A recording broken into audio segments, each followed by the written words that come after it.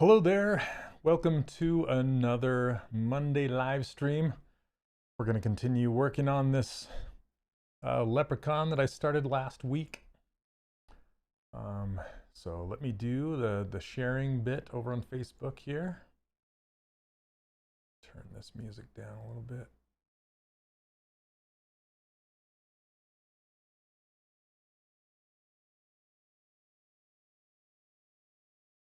All right, just got to find it here.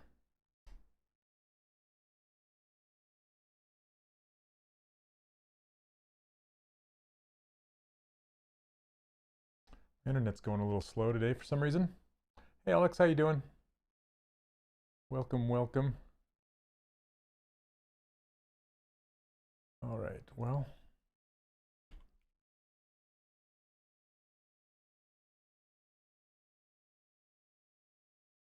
There we go.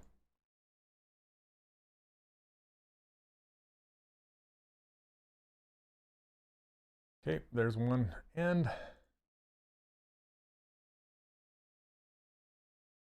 there's the other one. All right, there we go. Now we can go. Hey, Neil. Welcome, welcome. All right, here we go.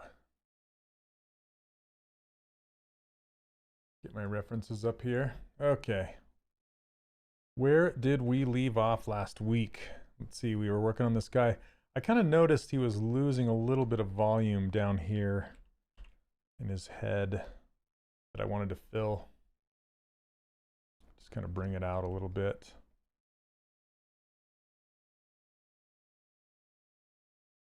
This guy cracks me up.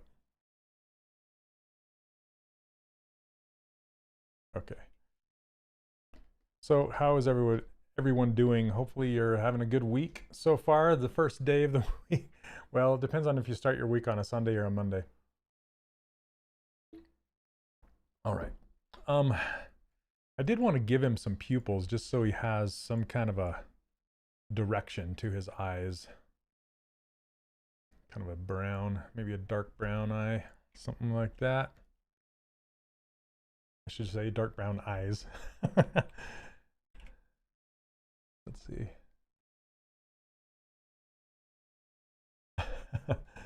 Looks drunk. It's funny.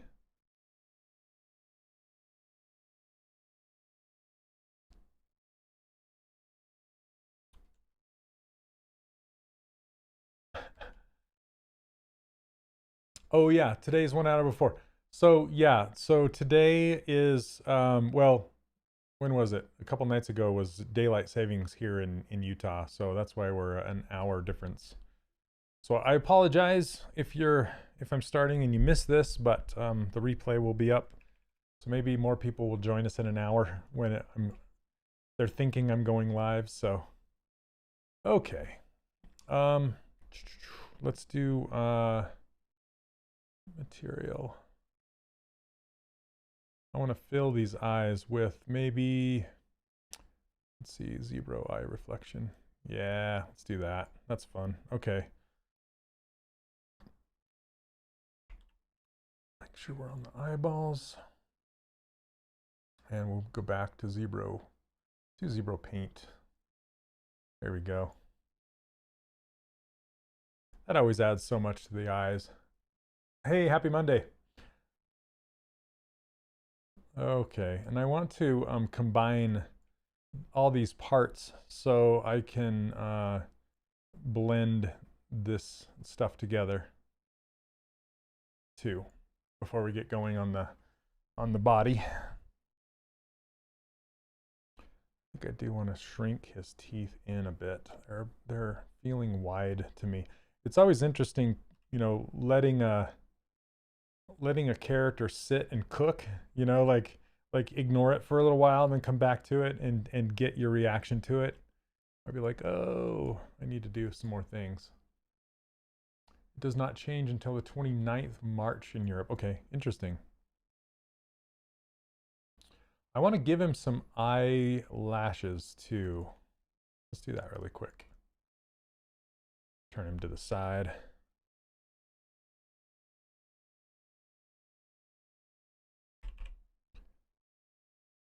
Okay.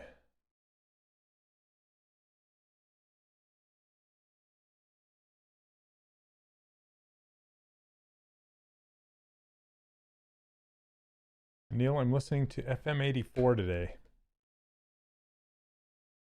If you're wondering. If anybody's wondering. But thanks for that. Okay, let's take this and split it.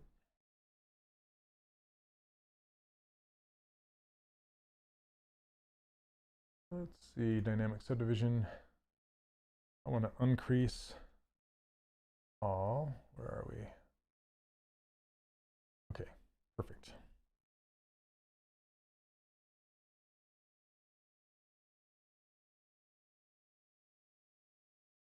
Can you explain in what time do you give a UV map?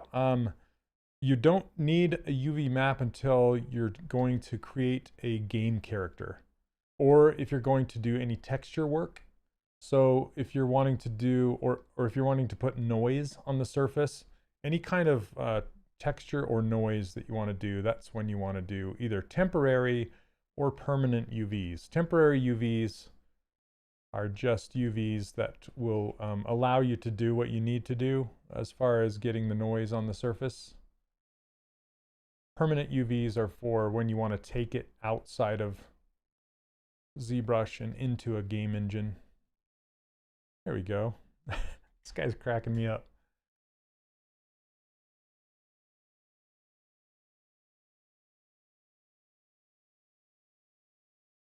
Okay.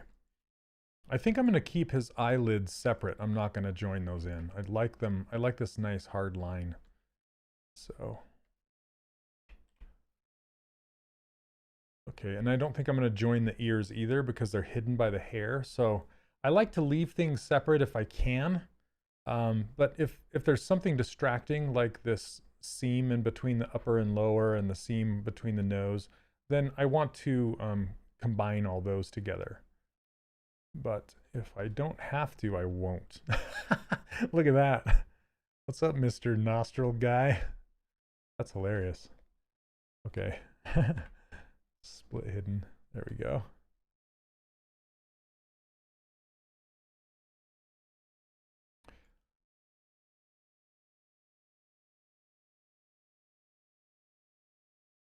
I have my X amount of money ready for the STL of this guy.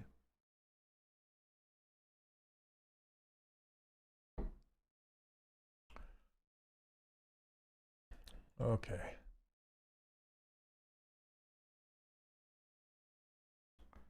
Let's see here. Where are we at with this stuff?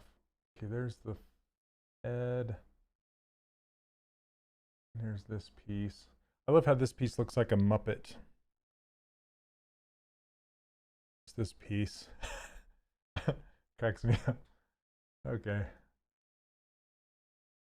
Bring it down here. Join it with this one. So we have this piece and this piece.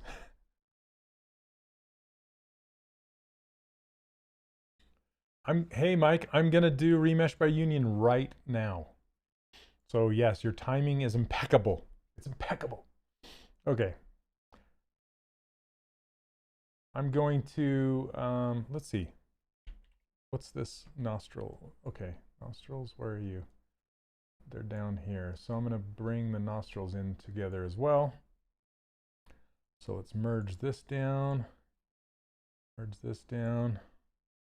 Okay, now we have all these parts together. And what I could do at this point, basically what you want to do is you want to even out your topology. So if I turn off dynamic subdivisions, you can see that the purple is quite dense. The pink and the nose is not as dense. So I want to even that out. And what I can do is subdivide it once. Let's see. That's just by hitting Control D. That subdivides it once. Subdivides.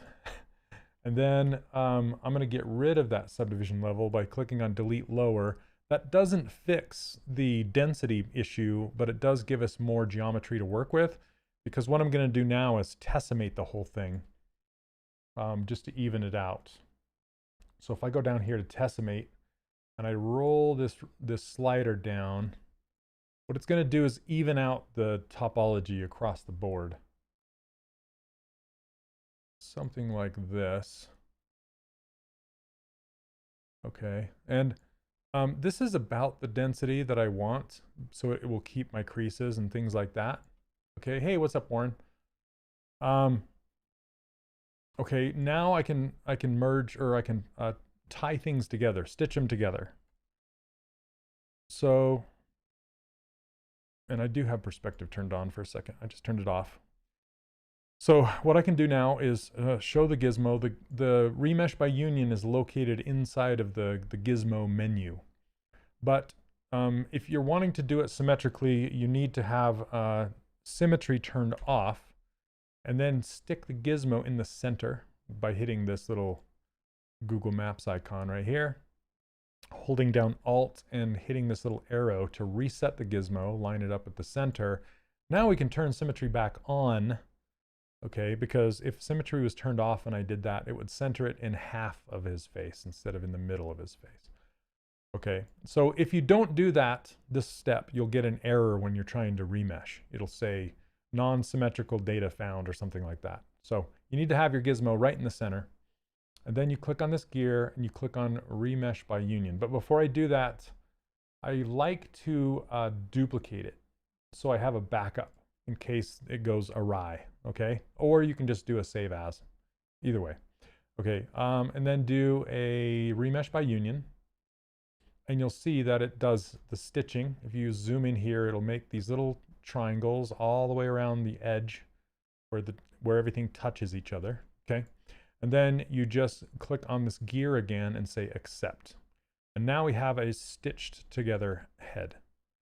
And at this point, what we can do is we can Z-remesh it if we want it to be smoother, or we can just keep it at this level. Now, if you've decimated something like this, you don't want to turn dynamic subdivisions back on. That's a mistake that a lot of people make, because dynamic subdivisions, or subdivisions at all, it basically will take a quad or a polygon and multiply it by 4. So, for example, let's see, let me get my little sketchy tool out here. Okay, so if we look at this nose right here, it's going to split these. Let's get a better color. Let's do red. It's going to split these in 4. See this square right here? It's going to, when you subdivide, it's essentially multiplying it by 4. Now, if you have a triangle like this, it's going to run through here, and then it's going to do it again through here, and again, it's going to mess it up. It's going to be a mess. It's going to try and multiply this triangle by 4 and make it into quads, and it's just going to slow your machine down, and it's not a good idea. So don't turn on dynamic subdivision, is that rule.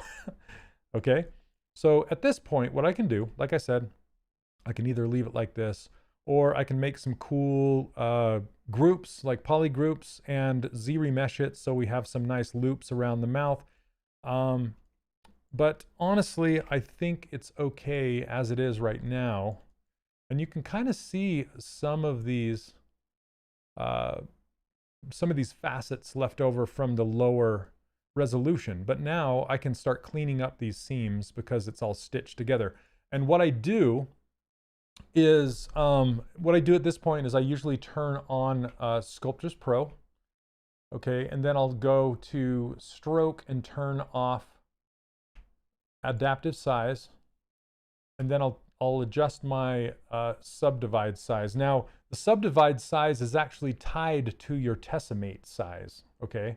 So if we go down here and we look at this decimation, you can see it's at 0.11 blah, blah, blah. So I can even do 0.11. Let's just do that and look at what it did. Didn't change much, okay? But it did kind of smooth out these seams a little bit more. Let me undo that and just take it a little bit lower. 0.08. Yeah, let's try that. 0.08. Let's just type it. Okay. So this is tied to your subdivide size. So if we go up to here, click on here and type 0.08. then when you, the reason it keeps going gray is because I'm holding down Shift to get into this Sculptress Pro button, because I'm on the Move brush, and the Move brush doesn't work with Sculptress Pro. So I can also just select something that does work with Sculptress Pro, like the snake hook brush, and then it'll stay on for good. Okay, so we can see this now. When I smooth along here, you'll see it's not adding too much more geometry or taking too much away. It's keeping it the same size. Okay, so that's kind of what I want. And now I can come in here and smooth these facets out and smooth these edges out and get rid of those seams. Oh, thank you, Neil. All right, thank you. I've usually been remembering, but I'm glad to have you as the guy on my shoulder making me remember, so thank you. Okay, so you can see that I can come in here and I can go bigger with this and smooth it down. I know, he's like a guardian angel. So the whole thing with this, it's interesting, it looks like I had the head peeking out of, yeah, to create another poly group back here. That's funny. Anyway, we can just smooth all these seams out and make it buttery. And then we can, you notice that it still keeps our poly paint, which is awesome. Just clean this up. We can also, we can use pinch. So if we use this pinch brush, we don't want to be too strong with it. Maybe about a 10 or so, 11. And then hold down Alt. We can just drag along here and it will do some nice pinches. And say if we want to crease this smile line a little bit more, we can do that.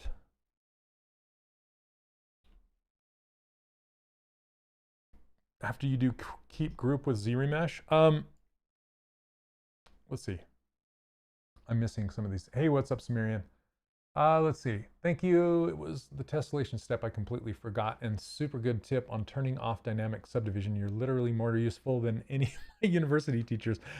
Thank you, Micah. I appreciate it. I've heard that from a lot of my students.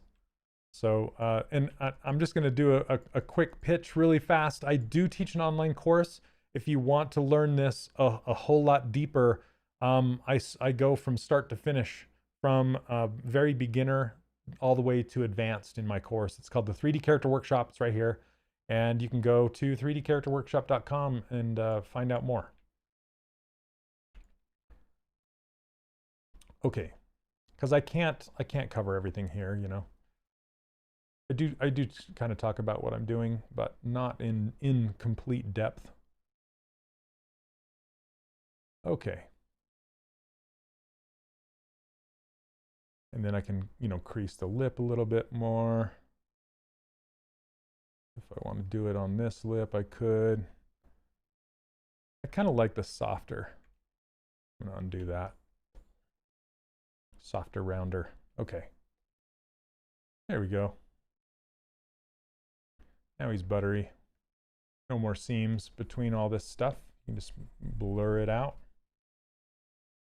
And then you can turn up the subdivisions on the dynamic subdivision level. See how you can still see the facets right here? What you can do is go into dynamic subdiv right here and crank up the, where is it at? Oh, right here, the smooth subdivision levels. You don't want to go crazy with this because it'll slow down your computer, but you can pump this up to 3 and it will smooth that out just a little bit more. And it's still just a preview, so be cautious about that, but you can get it a little smoother. Okay. Last week or last year? It was just last week. It looks like he smoked some big green leaves. He's like, yeah, man.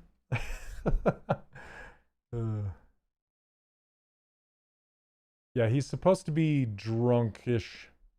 You know, he's going to be holding a stein full of ale, you know, as leprechauns do.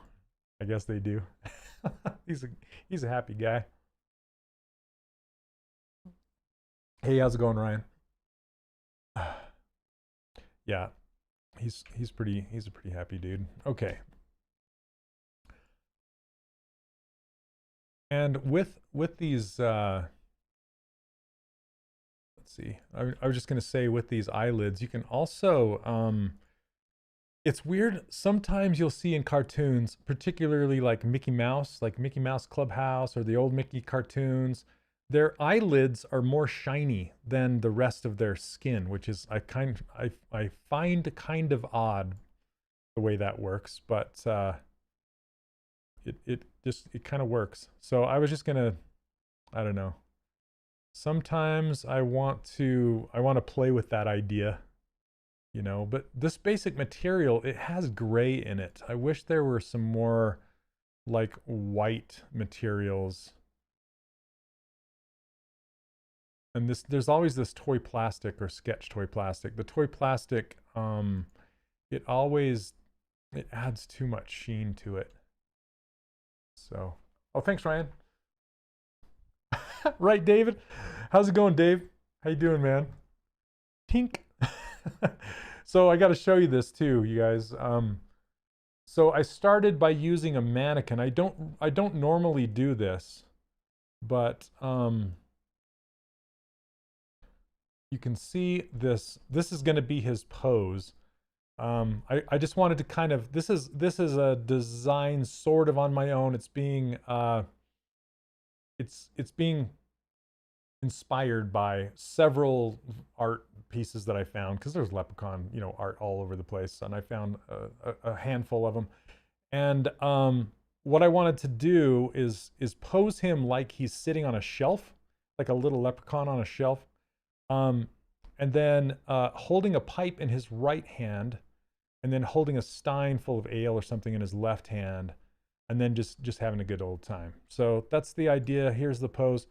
And I'm going to try a slightly different workflow. It could blow up in my face, where I'm not going to model his body symmetrically. I'm going to start kind of with this pose and go from there. So Augustin, thank you so much.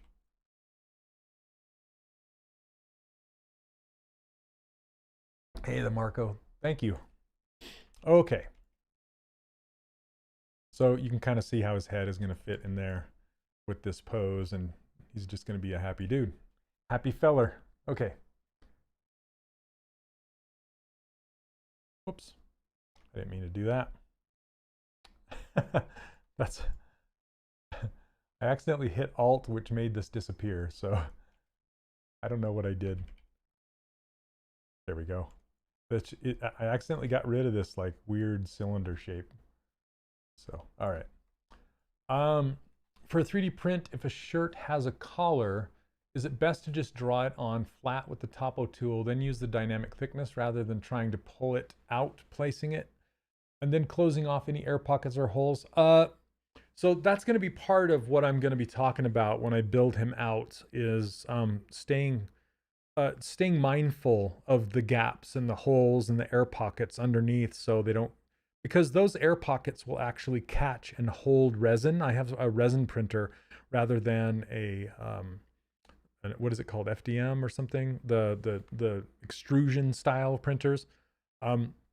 With the extrusion style, you can have holes and gaps and stuff, and it doesn't really matter. But with resin printers, resin is a liquid, and it will harden everything around those holes and actually capture that resin inside of that pocket, and it will never cure because it's in there. So you'll have liquid resin inside of your print, and that's something you don't really want. You can hollow it out on purpose as long as you have drain holes allowing for that resin to drain out.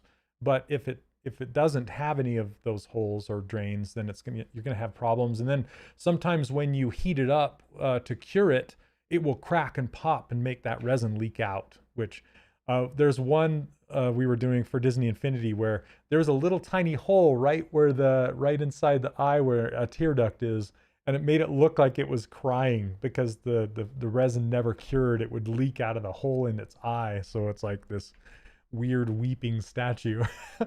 But yeah, it's interesting. That's a good question, Neil. But as far as the color goes, it's fine to do either way. You can draw it on there, as long as it's thick enough that you can push it into the body so there's no gap underneath. That's totally fine to do it that way. Just or you can do it like you can mask it off and extrude it as long as there's no gaps behind it. And you can also just make a piece inside and then grow it outside of. I'll show you. That's most likely the direction I'm going to take it, is just kind of have it in there and then grow it out. So I don't know. We'll see. All right. Hey, what's up, Chris? All right. Hey, McThicky80, nice name. All right. And I'm still gonna, I like his smooth hair.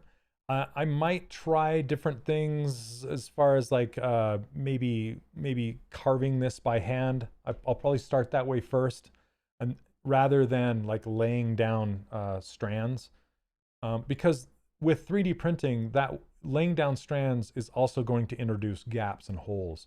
Whereas if I start with something solid, it's going to be easier for me to not make pockets. Okay, so let's. Also, this brim of this hat is really crispy. I want to make it not so crispy. So what I can do is, hey, what's up, Chicken Hawk? For a resin print, let's say, and making a miniature for D&D or something, do you think it would be worth it just to have it print completely solid? Yes. Is that even feasible with resin printers? Yes. For the most part, I try and print all of my stuff solid. I don't try and hollow it out unless it is gigantic, okay? Even then, I don't always hollow. Okay, see the pirate girl? Sorry, I have this chair here. Yeah, somebody was sitting next to me. So this pirate girl right here, and even this mouse right here, those are both solid. There's no hollowing going on in either of those.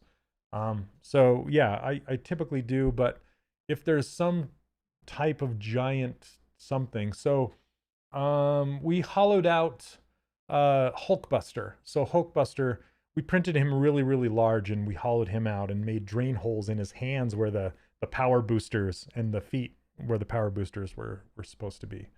So that was interesting. Hey, Tahidon. I don't know if that's how you say your name, but hello, welcome. Okay, so I'm gonna select this brim, turn off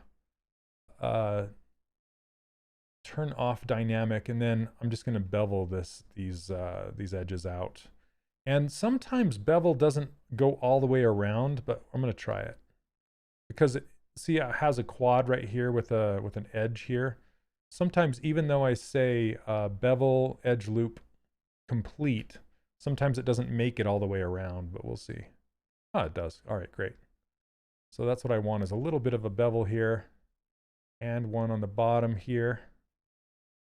And we can turn dynamic subdiv back on, and now we have some buttery smooth instead of really crispy. Starving artist. I know, right? I know. That's yeah. So yeah, not everybody can print. Not everybody can keep their models. But honestly though, the question was a D&D figure. You never want to hollow out a D&D figure that's like this big. Let's see, this. I don't even know if I can go to my webcam here. I don't know what's behind me. Let's see. Come on, webcam. There we go. Hi, I'm a totally different picture. See this? There it goes. So this is printed on a Form 2. This is a little dwarf D&D figure. I'm trying to cover my face so it'll focus on it. Yeah. Okay. Yeah, I look totally different in my webcam. But yeah, so this, you're not going to want to hollow this guy out. He's way too small.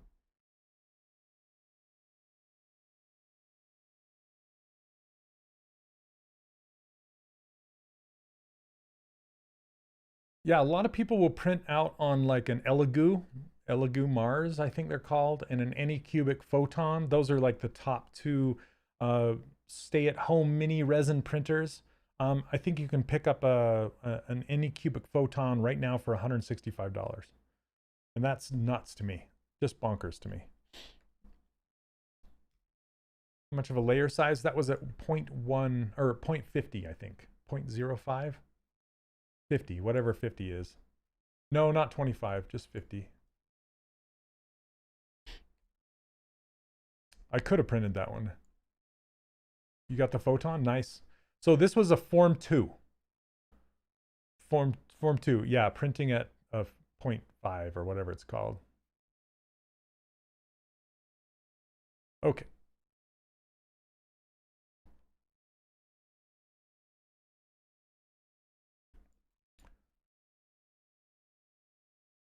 Okay, now to do this, I'm just going to mess with the hair for a second. I'm going to save this out.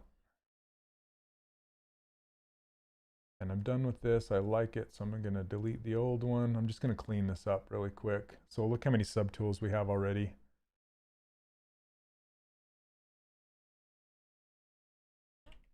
So here's our brows.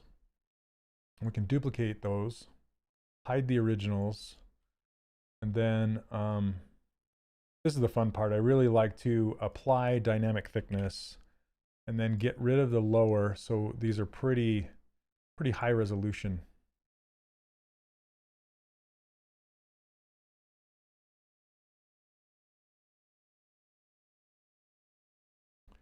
So yeah, 0.05, so 0.025, that will double your printing time.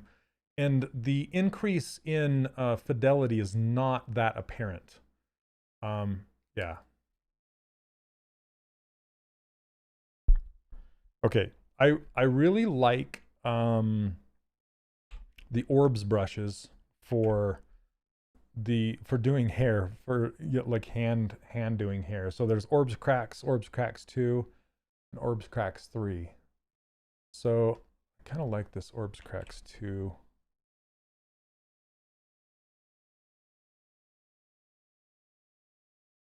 Let's see what this looks like here. Because it makes these really nice peaks and valleys.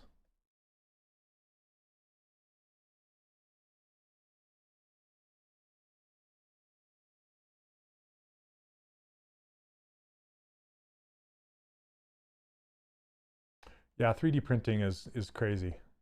Hey, what's up, Shane? It's weird saying my own name. How's it going?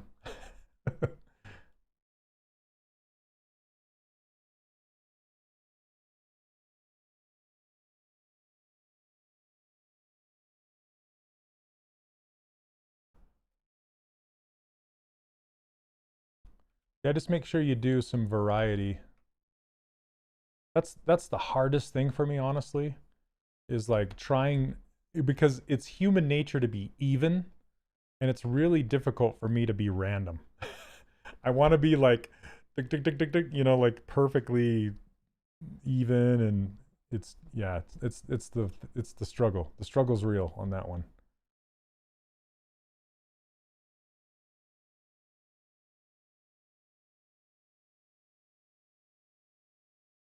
Let's see, it's a little too intense for the smooth back out. See, it's like I all I see is the repetitive patterns in here when I do it.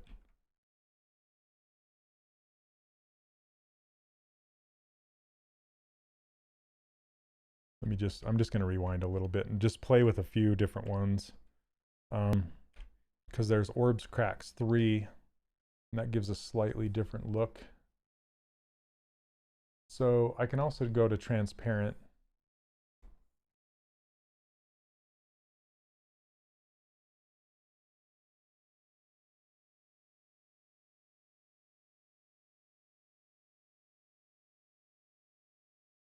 So I think I know what my problem is. I need to push these down into the surface a little bit closer. They're sticking out too much like pillows. I've been sculpting my husband 3D prints. It's been a learning curve compared to just digital world. Trial and error. Yep. Hey, what's up, Amber? Welcome to the stream. I totally agree with you. It's very much a trial and error. We had at Disney, we had a the printer was gigantic, and the print bed was really, really big, and the it wasn't like the form where you can actually see what's being printed, because it would pull it down into the resin from the top. It wouldn't pull it upwards, it would pull it down into the resin. So your finished character or print would be down in the resin. And so if your print failed, you would have no idea until it's all done. And that was pretty frustrating, because you would waste all that resin, you know, and you'd waste all that time, because the prints would take like 14, 16, 18 hours. It was just crazy. So sometimes they would fail right away, sometimes in the middle of it. We were just kind of trial and erroring, and we were having to make I sound like an old man. We were making the supports ourselves in a program called Magix. And that program was anything but magic, because it was slow, and you were just putting the supports on one by one. It was just, the automatic supports weren't nearly as good as, say, like the form software tools or anything like that. It was crazy.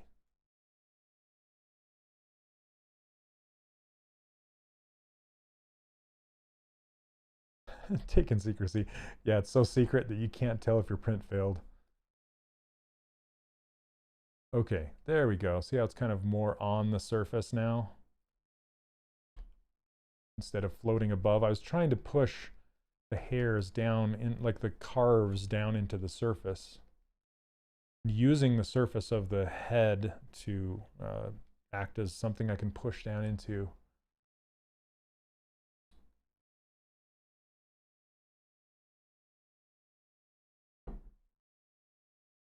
Okay, so you can also use this detail brush, which is like the Damien standard brush, which you can push and pull as well, like this, see?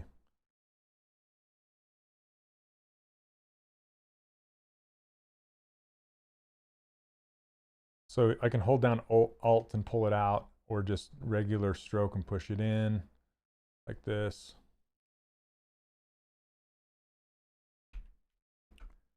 Sometimes auto supports can be pretty good. Like I've been really impressed with the forms, the forms software for giving me decent supports. It's more about how you rotate your model than it is how the supports are, because you just don't want your supports to destroy the surface that you care about. You want to rotate it so your supports are like on the back or hidden as much as you can get them.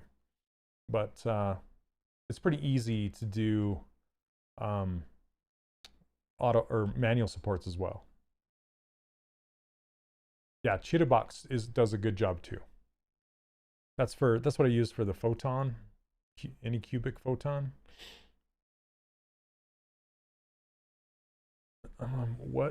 What's your difficult character model starting?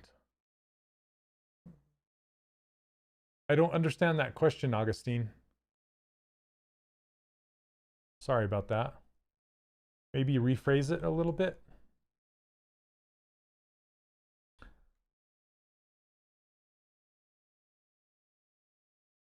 Oh, thanks, Starvin Artist. Okay, let's try it again.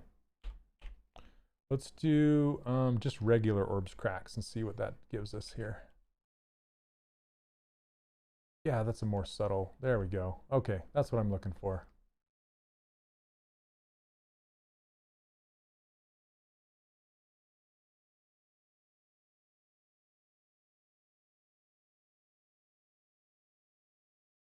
The auto supports have given so many fails for me. In which program?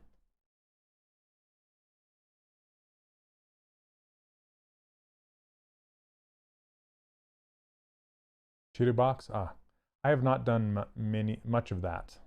Ugh, many. I've not done many of that.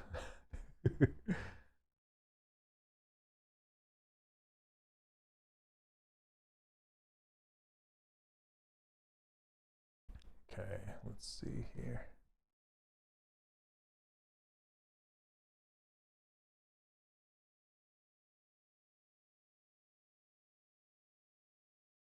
Oh, lychee, that's one I have not played with. Okay, see how you can push down into the skin and it reveals and makes it look like hairs? Makes it kind of look like it's growing out. And then you can just use your move brush to just kind of make them a little pointier. And then you can take the snake hook brush on the other end and just kind of pull them out. Whoops, I don't want to color it.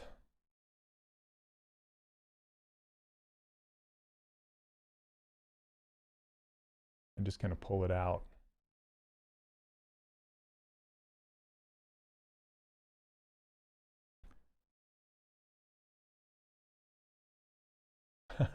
Yeah, something like that. That works.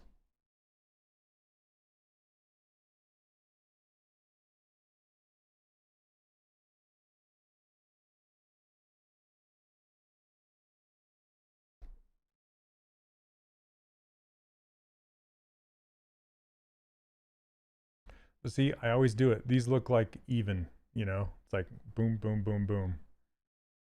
I don't know why I can't get away from doing that.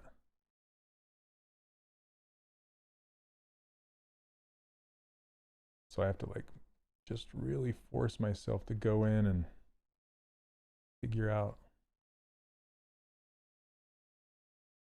Maybe if I crossed right there, I don't know. No. Yeah, not too bad. Okay.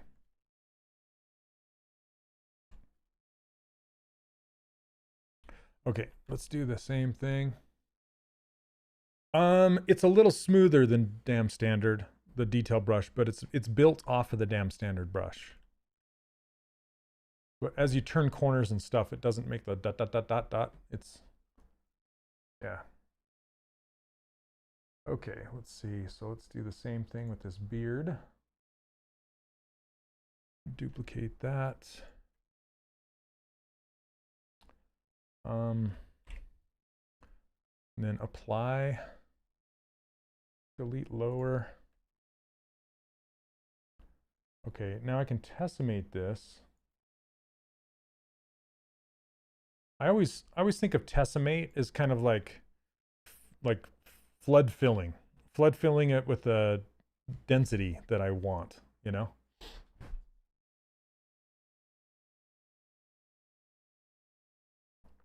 Okay, let's see what we can do with this now.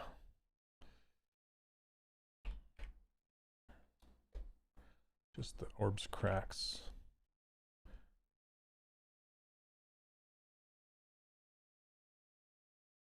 There we go.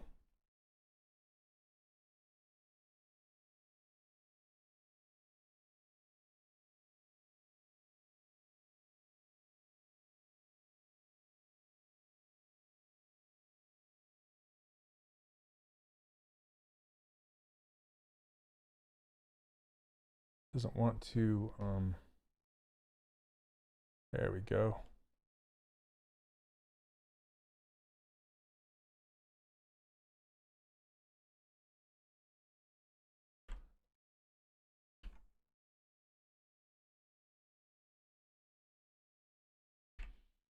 The brush size plays such an important part. I only have 3 months with my Photon S. In my first 3 prints, I used auto supports. Then I decided to place them manually. It's hard and failure at the beginning. Yeah. There's a lot of trial and error.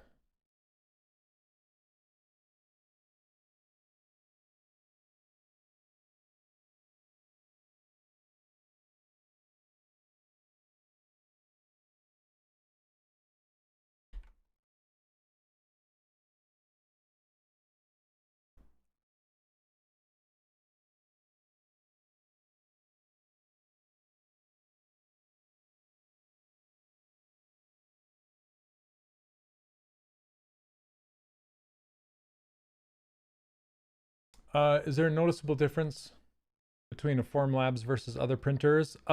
There is. So I printed this little dwarf on my Form printer. This was done by Artisan Guild. And it has quite a bit of surface detail, like chainmail and stuff like that. If you get, I wish I could do like a magnifying glass so you can really see the details that printed out on here. They're quite good, and like the hair on the back is really detailed. And a friend of mine that has the Anycubic Photon, I have not printed on my Anycubic yet, but he just barely printed a guy from the same line, which is the bartender, the innkeeper, and he showed me that one, and it wasn't not quite as detailed. It kind of filled in some of the detail, the surface details a little bit more. So it's a little, I would say the Form printers are a little cleaner. At least the Form 2 is a little bit cleaner. But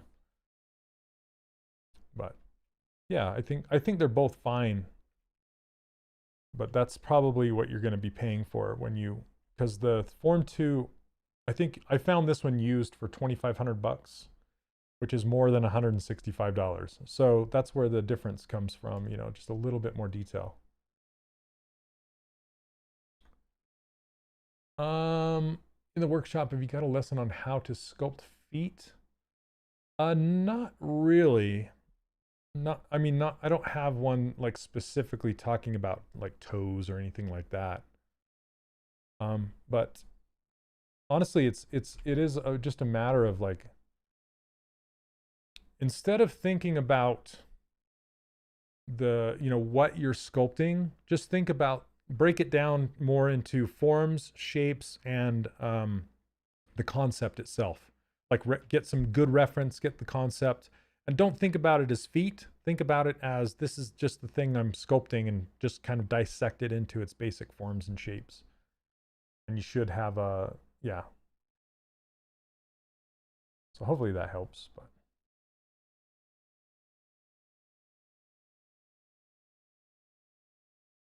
Reference is king. Reference really helps a lot. Okay, let's see. I'm going to turn off symmetry for the center and just kind of cut this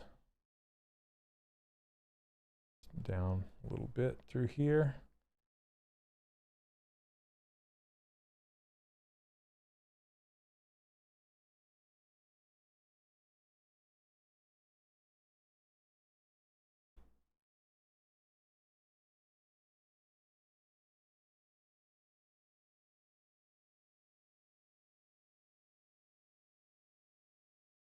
I need to break up the symmetry, or the silhouettes through here a little more.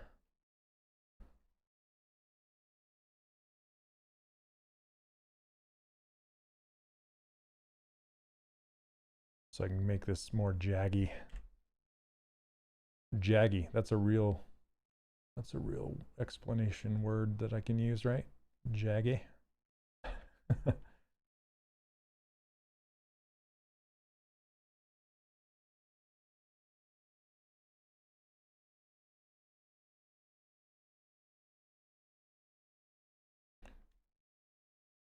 Yeah, I do get that often from students, like, how can I sculpt insert thing here, right? And it really boils down to just reference, and it doesn't matter what that thing is. Like, how do I sculpt a dog? Well, I sound like a total jerk when I say this, but I say, look at the dog and sculpt it. You know, it doesn't really matter what the thing is that you're doing, because the process is very, very similar no matter what you're sculpting.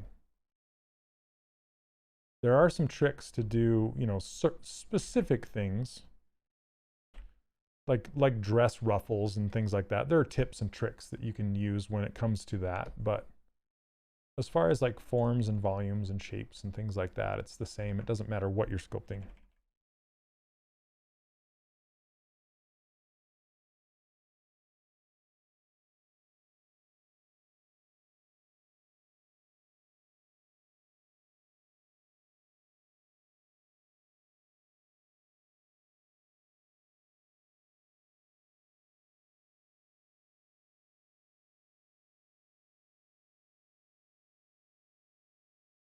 Flaming on eyebrows. Thanks.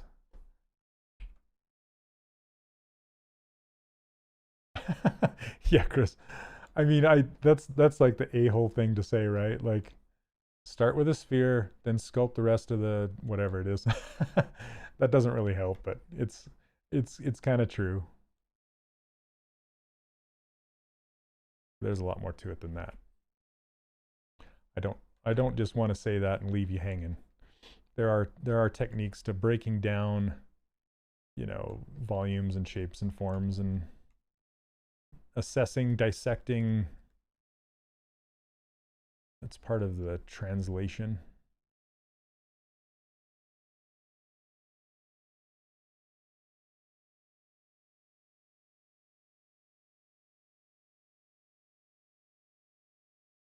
Just doing some littler details through here.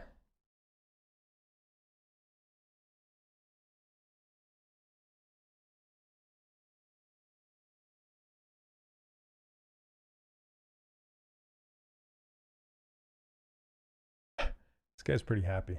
I like it. It's funny because honestly, detail happens late game, very end. And it's hard because everybody wants to jump to the detail ASAP. And if you don't have a good base, then no amount of detail is going to fix it.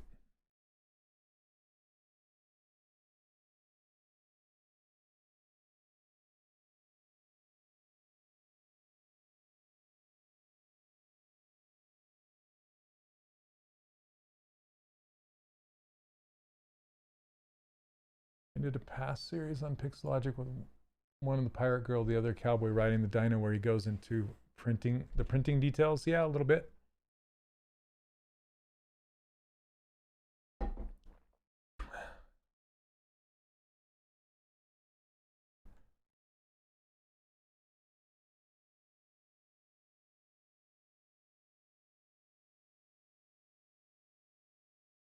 This is fun doing the hair this way.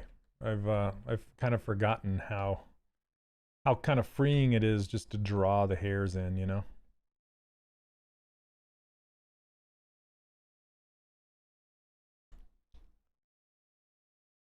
Start with a full form character, delete some of the details, and you have a dog. Yeah, yeah, the sponge. That's my favorite SpongeBob episode, by the way. I'm trying to remember what it's called. What's the name of that episode? That's my favorite one, where Squidward's trying to teach him how to sculpt, and SpongeBob's just kind of natural at it. I love his whole. This is how I got to drawing the circle, and he breaks it all down. Hilarious.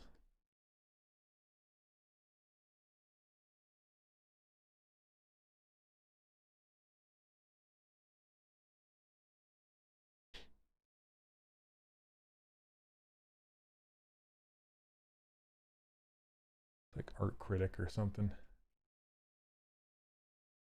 I still prefer the Mac-on hairbrush, even if it makes me want to tear my hair out.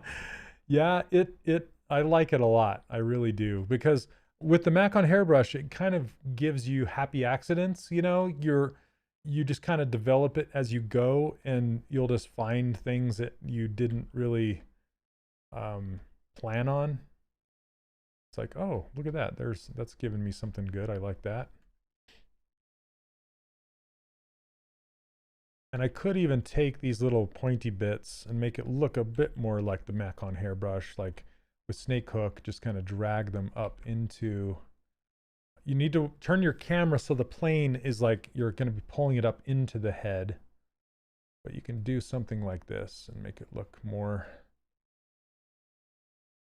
like it's connected. Because you want to make it look like it's growing from somewhere.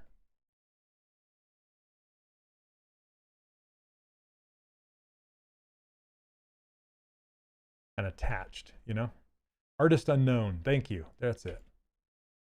It's called the Mac-on hairbrush. Makkon. It was developed by Benjamin Hale, and then edited by Chris Whitaker.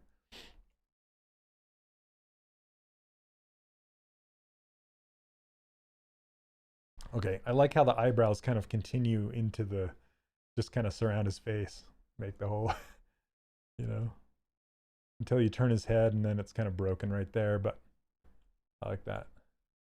Yeah, it's at Funky Bunnies 3D. Thank you, Neil. That's where you get it. And that's Chris Whitaker's website.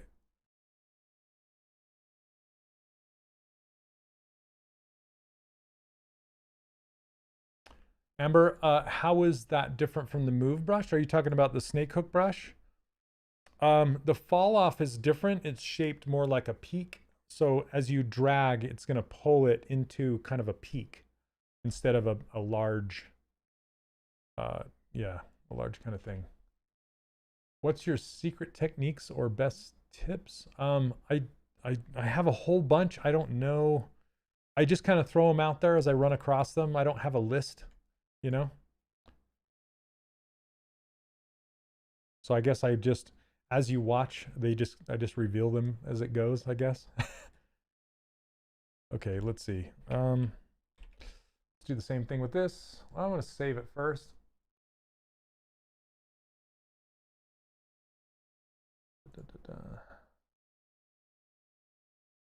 Duplicate, hide the original, and then apply.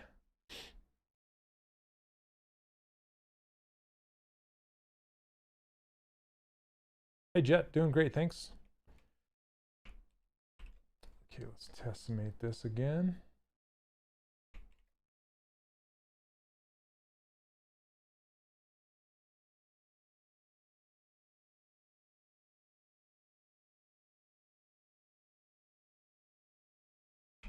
Okay.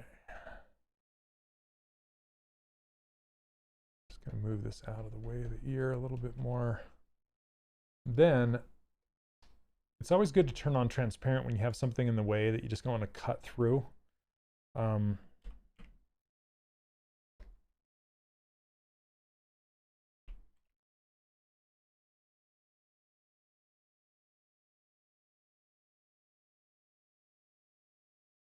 trying to decide how I want to do these hairs back here. I kind of want them to end like right here and almost kick back.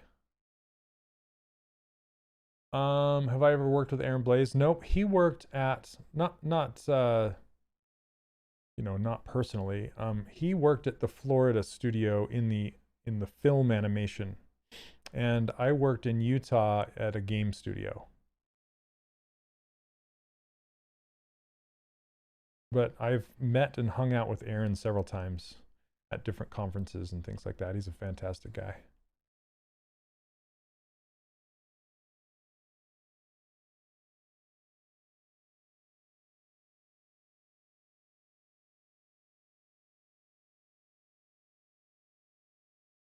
How do you get the Macon hairbrush to close? It always leaves an opening. So I use the Macon hairbrush a lot in other streams. You can go, I mean, I hate to push you off on other streams, but you can watch me use it in other streams, and I use it often. Like the Velma, when I did Velma, there's a whole bunch. Let's see, let me just pull it up. So this is my student forum, by the way. You can see some of the character work being done in my workshop. But if you go to ZBrush Live, and then you click on here, just ZBrush Live. If it goes fast enough, come on. Yep, that link that he posted up. Thanks. Hey, there's me. Okay, and if you go to presenters, I don't know why this is being so slow. You can see all the presenters, all the people here that go live here. And here's me, the top left. You can click on past broadcasts and schedule, and you can see a whole bunch of my ones I've I've done before. And I use them, so the hairs on this guy right here, his beard, that's the Macon hairbrush I used for that. Let's see what else. Let me just see if I can find another one here. I may have used it for this elf girl. I used it on this guy's eyebrows. And yeah, there's a whole bunch. Let's see. I was trying to find that, man, I've done a character or two. Yeah, you can kind of go back through this. I think I used it on her hair right here. And here's the Mars mouse. That mouse is sitting right behind me, right there. 3D printed. Oh, this is Velma right here. So this hairstyle, this was all done with the Macon hairbrush. So you can go check that out if you want. So anyway, okay, hope that helps.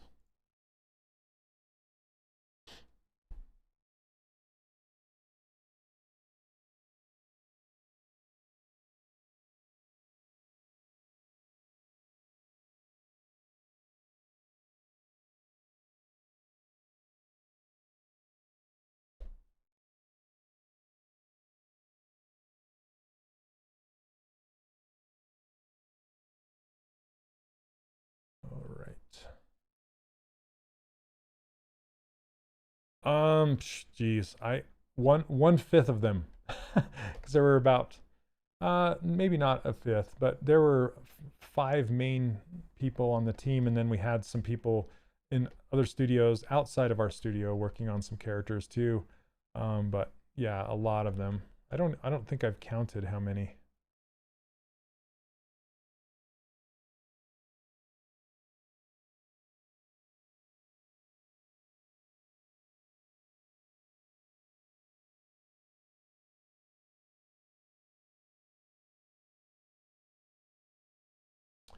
Yeah, Luigi. Yep. I've done a few Luigi's stuff. Yeah, his stuff really lends itself well to 3D. There's some I started and I still need to finish too.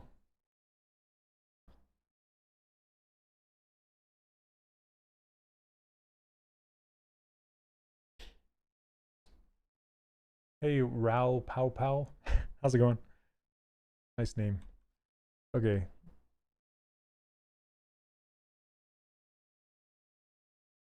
So I kind of want to pull some of these off here.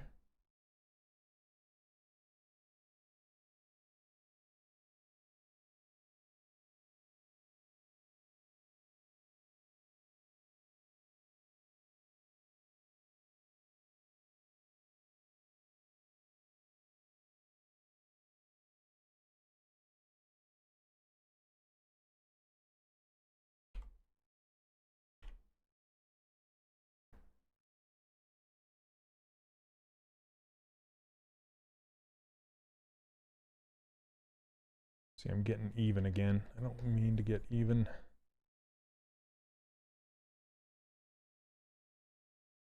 Okay, let's see. I'm just doing right now a model from Luigi. I'll share it with the community. Awesome, Jet. Do it. What's the best way to use a curved surface brush? Which there are a lot of brushes that use the curve function. So I use the curve function anytime I want to control where the stroke or the thing that I want is going. So I would say that's the best way to use it. I don't know if I have an answer.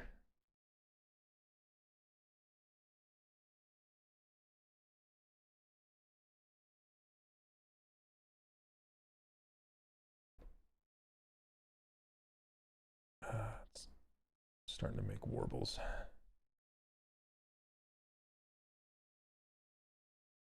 want to start learning character modeling, as I was only in hard surface till now, and I save money for Shane's workshop. Problem is that I like stylized stuff and I don't want to take the realistic path. Is that the wrong approach? Nope, not at all. If you want to do stylized characters, then make stylized characters. You don't have to learn realistic first.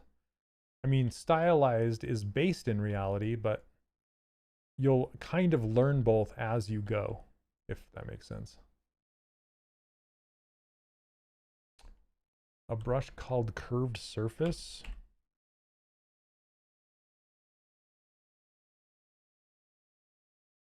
Are you talking about the new one? Let's see. It's too many. Oh, this one?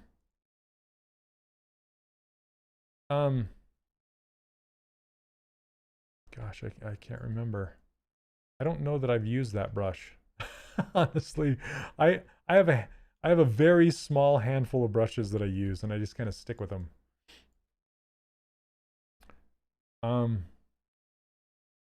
Yeah, I don't know. I don't think I've used that one.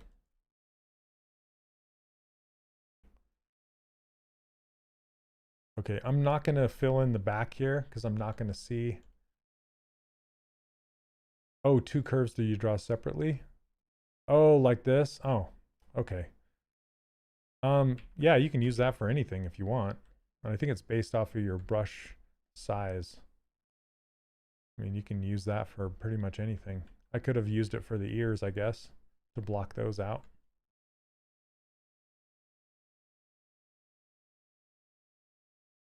Yeah. I don't know. It looks like it just makes a plane based off those two curves, which is cool. I just, like I said, I only use a handful of brushes.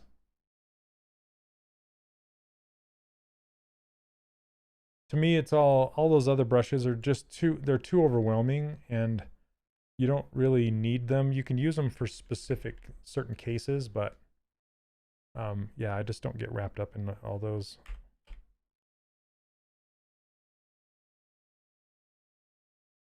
I do want to do a couple more down here.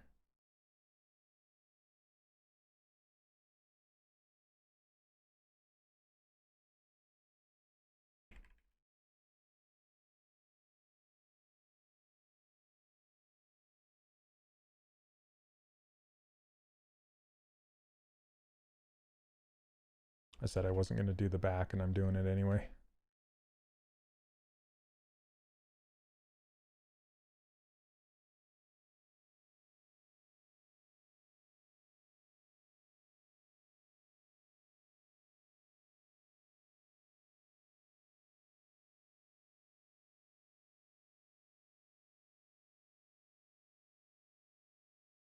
It's fun, actually. It's a lot of fun to do this. Okay, there we go.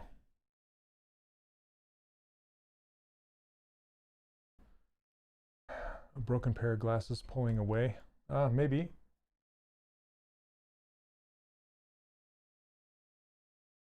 Saving this out. Okay. I use it for ears. Yeah. Yeah, to me it's just as easy to draw in a sphere and scale it down. But yeah, that would be a perfect thing to use for ears. Hey Christopher, is that a custom brush? Is what a custom brush?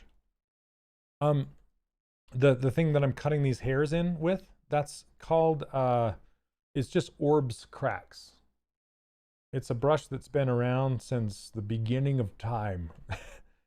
It's like it's been around since ZBrush was, yeah, it's been a long time. And he makes it available. I can't remember the guy's name, but it's available on Gumroad, I believe.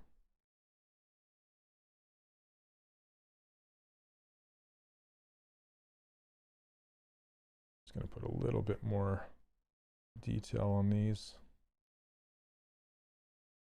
A few more hairs. There you go. And he also has some really great matte cap materials too. I think he works at Blizzard.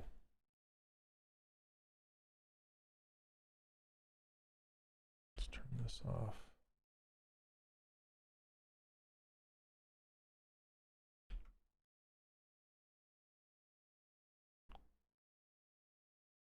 Thanks, Neil.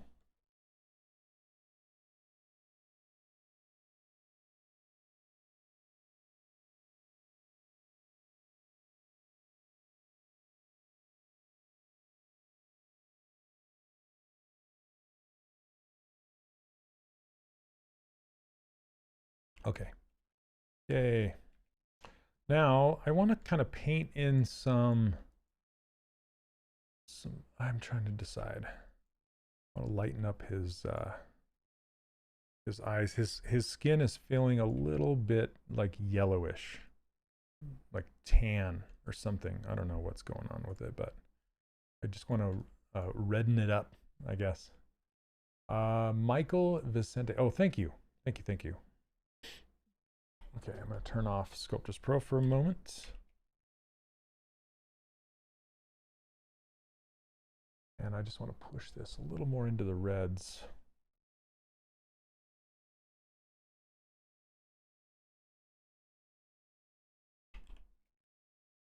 Okay.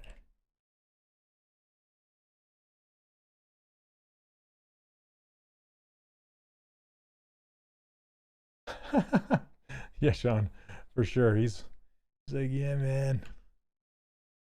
You seen my pot of gold?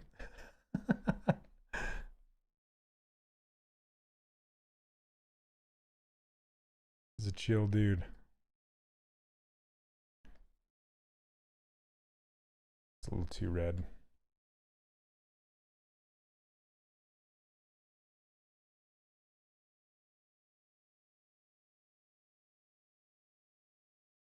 I'm gonna give him some blue down in his chin here.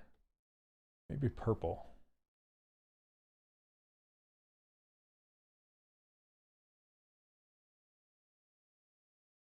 So what you can do with these colors, which is a lot of fun, is just like you can build up a color like this and then grab his skin color and then push it back down. But still keeping some of that underlying purple in there. Which is a lot of fun. Hey man. Like that voice. I like to do voices when I play when I run D&D games.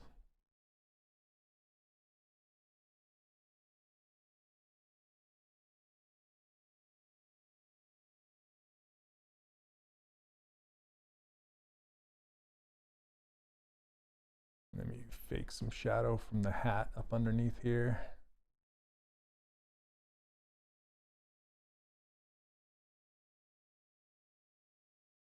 You know what I don't have turned on is some ambient occlusion. Let's do preview AO. Let's turn that on. Yeah. Yeah, buddy. Crank it up.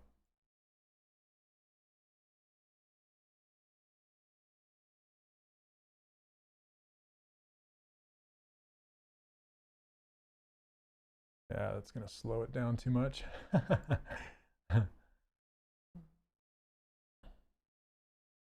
Let's turn the quality down just a bit. There we go. We don't want to have it too slow. I after watching Matthew Mercer, I like to try, you know. I'm not a professional voice actor by any means, but I always thought if I wasn't doing what I'm doing, I would be a voiceover actor. Yeah, Cheech.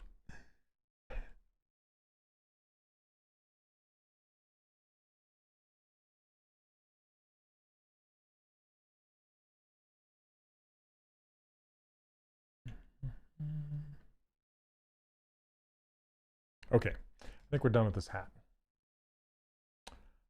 Do you need Ray Topology for 3D printing? No, you don't. It does need to be decimated. So decimated is, decimation just means to make simpler with triangles. And it will, because it will cut the file size down a lot while still maintaining the detail. And you can find the Decimation Master in the Z plugins. It's just called Decimation Master right here. And then, so basically what you want to do is run Dynamesh or Remesh by Union, something that will get rid of the interior geometry. And then you'll want to run Decimation to simplify the model and then send it over to the printer.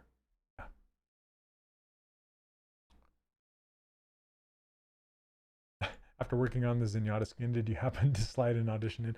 No. Chris, I'm going to be working on that next. so here's his body right here. Now, what I want to do with this body is I'm going to cheat a little bit and I'm going to roll it around. Let's see. I'm going to do a, trying to remember how I need to do this. I think it's under adaptive skin. Okay, that will do that.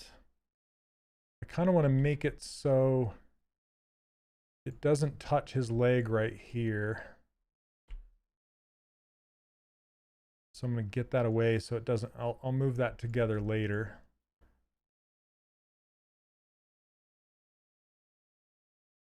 Okay, and now Dynamesh resolution. There we go. Okay, this is what I want right here. Okay, and then what I can do is hit Make Polymesh 3D, which will take everything of parts of that mannequin, and then it'll make a new tool from it with nothing else in there. Just this is the only thing in there. So then I go back to here and I can click on this subtool, click on Insert, click here, and now I have the mesh.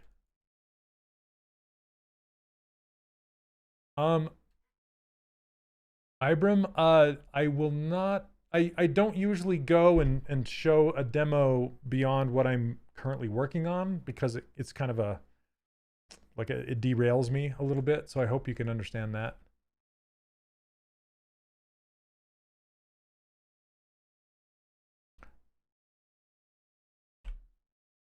Okay, so with this, what I want to do, instead of rotating the head to match, I'm going to rotate the body to match his head. Let's hide this guy. he's looking pretty hilarious. Okay. So delete hidden.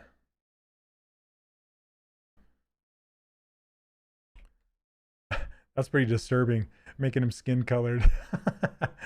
Let's make him green. There we go. Okay, let's see. I'll just fill this. Oops. Why did it fill with that?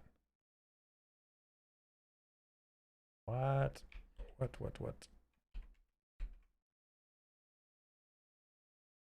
Oh, because it's material instead of RGB. Hello. There we go.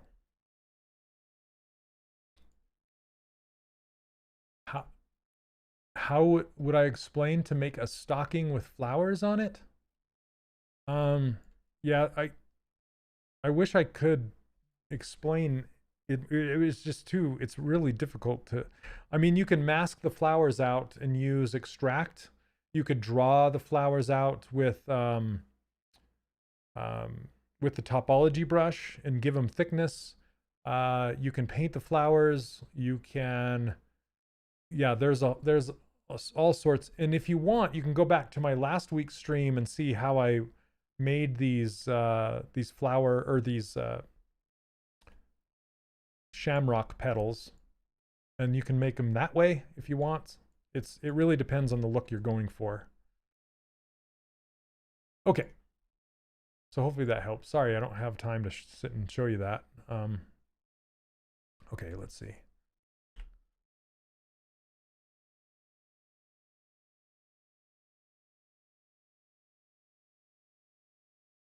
I want his head kind of kicked back. Yeah, like like he's just having, maybe not that far back.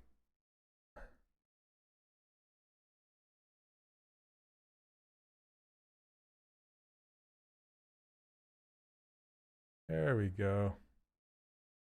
Something like that.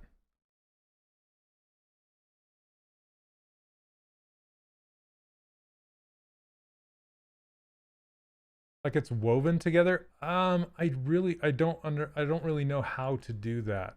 I don't know how to do a woven. I would probably do it in texture inside of like Substance Painter or something like that.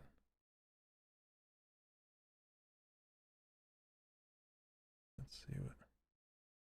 There we go. That's kind of cool. Like he's looking at the Stein. There we go. Yeah, honestly, I don't know that I would know how to do that.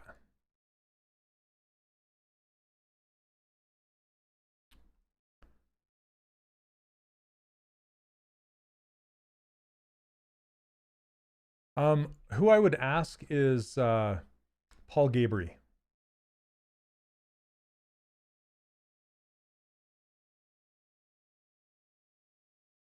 Okay, and you could use noise. You could use a like a noise thing. I don't know. I'm not sure. Okay.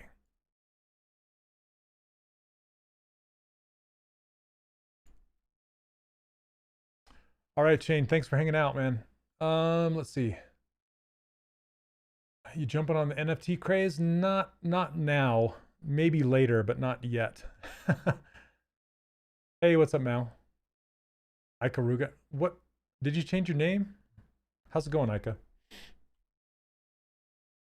Okay. I got to think about this. Because basically what I want to do is break this off into parts and pieces because I'm approaching this like a 3D print. So I'm wanting to make this in chunks, like keyable chunks, instead of how I would normally do it in like like in a T pose. So I kind of want to sculpt this in this pose. Yeah, micro poly, you might look into nano mesh. There's so many different things. Someone still, oh, that sucks. Sorry about that, man. Okay, let's take a look at this. I can duplicate.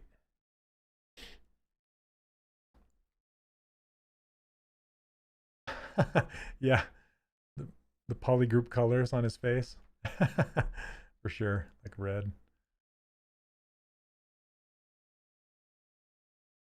Okay, I think this shoulder might be a little too high too, but we'll adjust that when we get to it.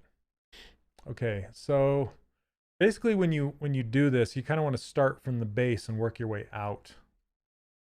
So like start with his shirt and then make his vest on top of that. But I'm not quite sure yet.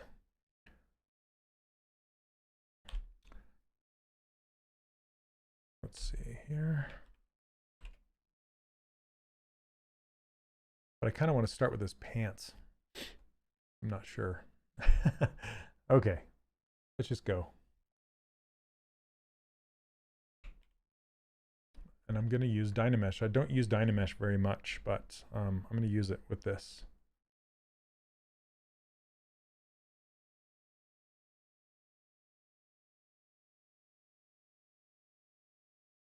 Oh, did I not hide the other one? I didn't. Okay.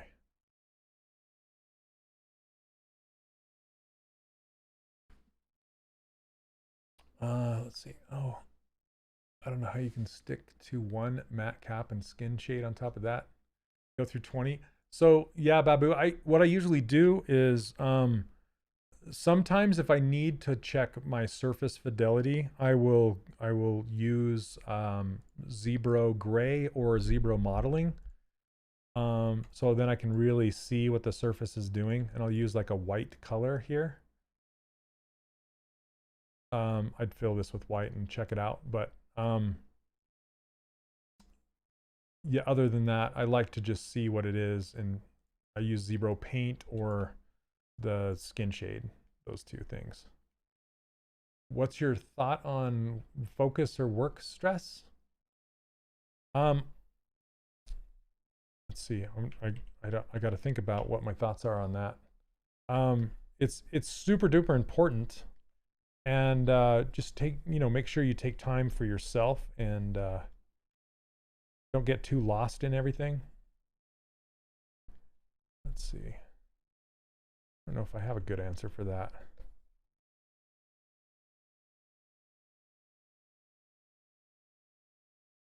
So personally, I have my watch that tells me when to, and my phone, doesn't matter what you have, but just even a reminder on your computer, something that will pop up and tell you, hey, you've been sitting too long, make sure you get up and move around.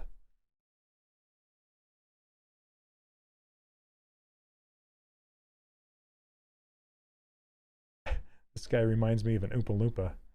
It's all green and his hair.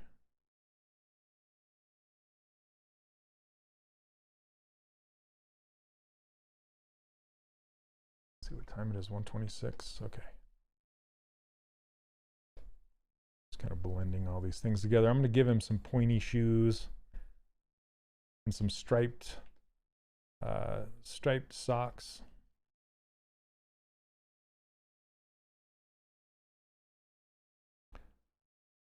I used my watch like that once, never once listened to it, and then turned it off at the end of the day. You're just like, screw you, watch, you can't tell me what to do.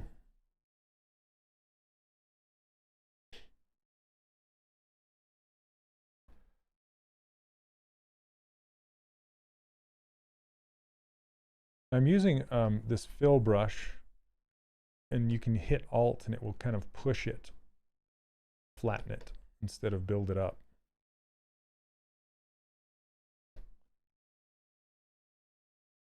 So I can make it look like he's sitting, like he's actually sitting on, you know, kind of give him a flat area that he can use to sit on.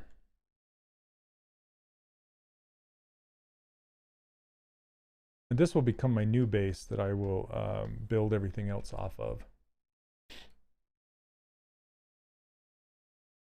Thanks, Babu. I got to give most credit to SK. It started out as his brush. He developed it. And then I tweaked it a little bit.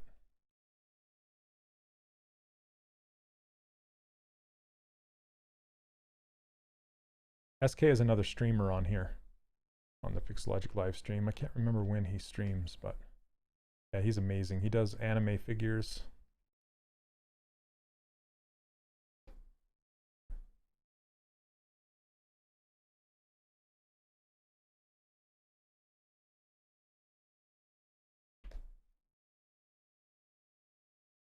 Last weekend, yeah, that's right.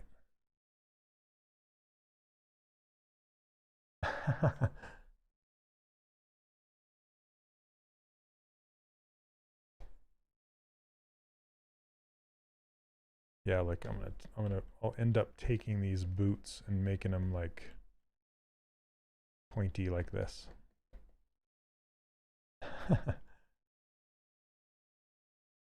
Hey, what's up, Jimmy? How you doing, man? Let's do it. I'm trying something new as far as workflow goes. I'm trying to sculpt him in a pose and see how that goes.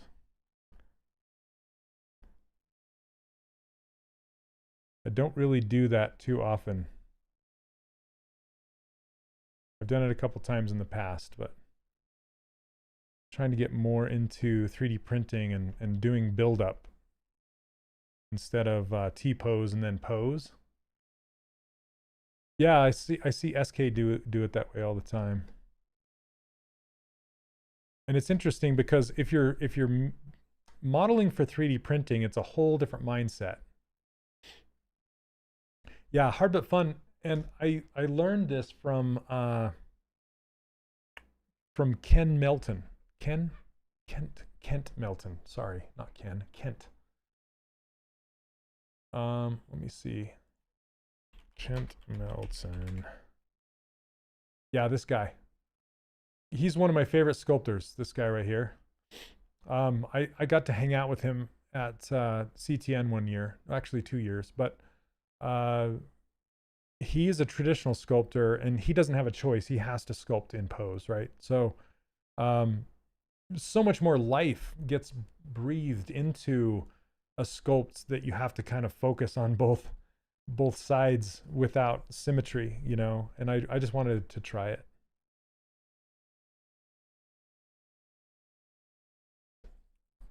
Yeah, he works a lot for Leica. He does some maquettes for Leica, and he does a lot of stuff for Disney, like for their toys and collectibles and things like that. But yeah, he's amazing, absolutely amazing. Okay, and he's a super cool guy. Great to share his knowledge.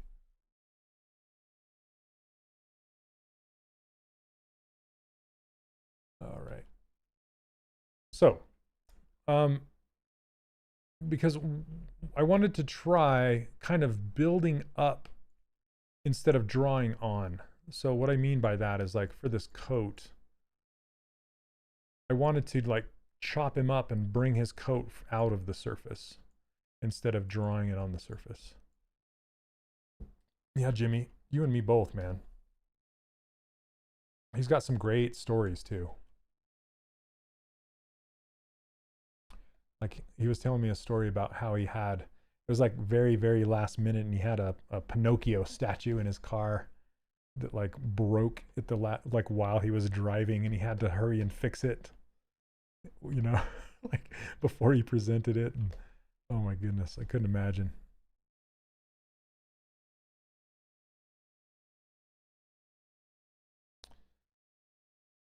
And yeah, it's going to be interesting with this because, like, I'll build a hand, and then this is kind of how I'm imagining this going, is building a hand and then chopping this, whatever this thing is, off and replacing it with the hand pose, and then, you know, mirroring it. I could still mirror it, but then I get to pose it a different way. And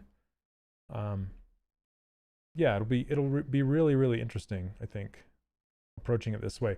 I saw Artisan Guild. They're a company. Well, it's actually a couple, but it's a company. I can't remember where they're from. They might be out of Germany. They do a Patreon, and they sell their STLs and their D&D STLs. That's what this little dwarf guy I was showing you earlier in the stream. They have a. I think it was the wife did a YouTube channel or a YouTube video, and I watched her do this this orc, and he was like in a pose, and just the way she was building up pieces and parts was kind of fascinating to me, and I wanted to try that workflow. So that's what I'm, and it's really interesting to have the pose already laid out before moving on. I've never really worked that way. Okay. So for example, I kind of want to figure out the center here. So like the belt line. What I can do, just like I did with this hat, this band on this hat is solid. It goes all the way through the hat. It's not drawn on the outside, and it has thickness. It's like through there, you know. So basically what I want to do is just take something like this cylinder. Thanks, Jimmy. Appreciate it, man. If you guys don't know who Jimmy is, you should check out his work. He does amazing, amazing stuff. One of my inspirations, Jimmy. I always appreciate you coming and stopping by.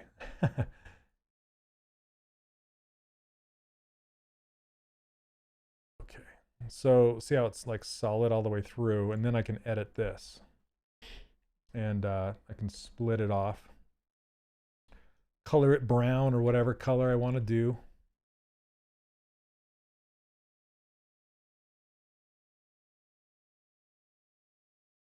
Maybe a dark red brown.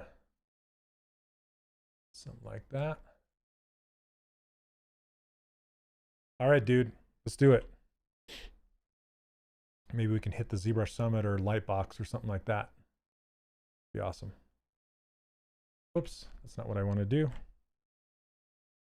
Belt, there we go. And then I can add dynamic subdivisions to this, and then just go in and tweak it, you know. And there's my belt, but I don't want it to just be straight through here. I wanted to give it some personality, like his belly is pushing it down.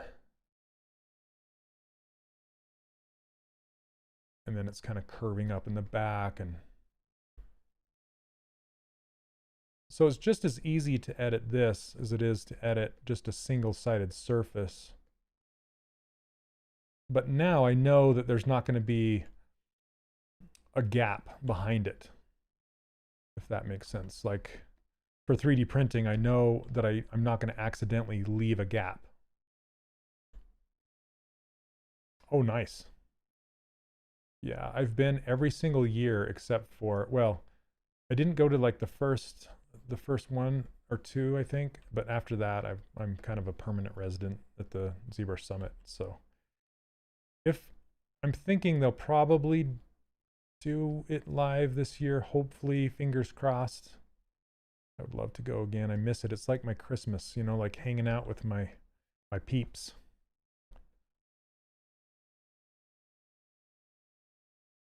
And people always come from around the world, like Belgium and the UK, and just, yeah, Easter peeps. Yep, my peeps. Also, if you use this Move elastic brush, it's a lot squishier and the fall off is bigger. So see how it's kind of squishy instead of the Move brush, which is more focused. Hey Sean, always a yearly goal for me. One day I'll make it to LA. Yeah, should. It's a good time. Okay, so see now we kind of have this belt going, and it's splitting him up.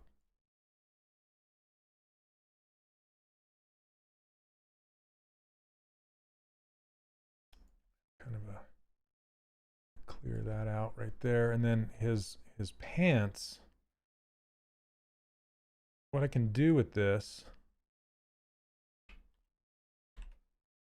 is I can chop it like right. So it's kind of funny because Leprechaun pants are like, oh, I can't remember what kind of pants, but they end just past the knee, and then they have striped socks, most of them.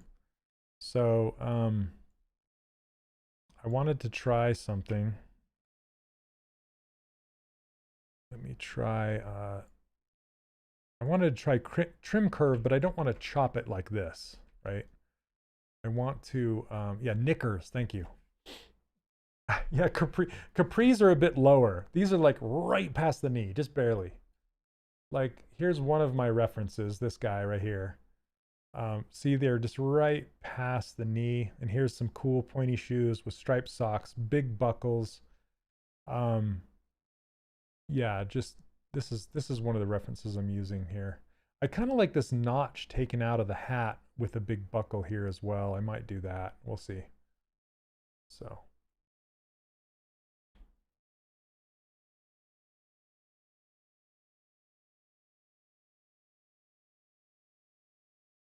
Oh yeah, checked your Instagram, followed you there. Yeah, also follow him over on ArtStation. He's got some great stuff on ArtStation. Okay, what's the there's a trim. I don't think it's called trim. The one that just draws the line through it but doesn't actually cut it. Maybe it's slice curve. Let's see slice curve. Yep, that's the one. All right. Oh my gosh. Oh, Jimmy. Matt's gonna kill me. Oh. So my good friend Matt Thorup, I worked with him at Disney Interactive back in the day, and he's another streamer on here, and he goes by the name of Redbeard for some reason. Oh goodness. Okay. He just streamed again not too long ago. Oh man, I need to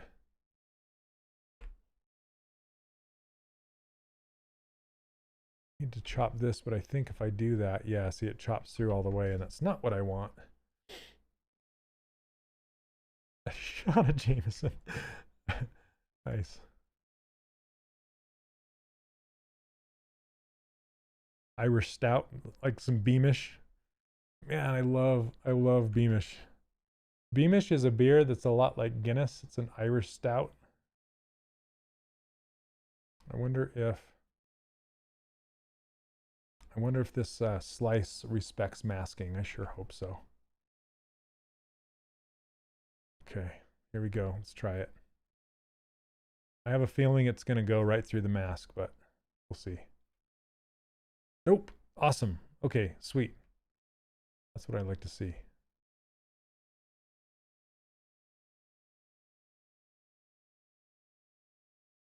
Oh, it did something here though. What the heck was that?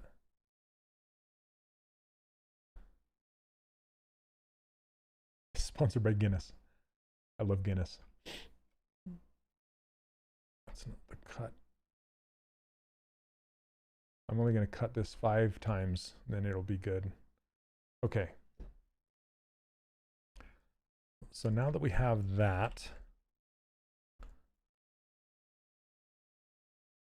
maybe, sorry, I'm going to cut it one more time from maybe this angle. Because I want it to go up higher next to his knee. Maybe I can curve it a little bit. What's that going to do? Okay. There we go.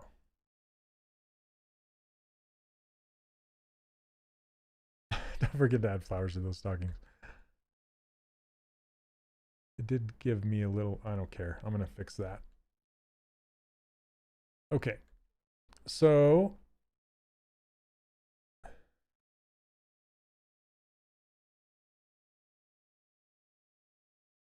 hide. Let's go like this and like this. The first I followed when I started learning ZBrush's Gumroad tutorials. Yep, that's him.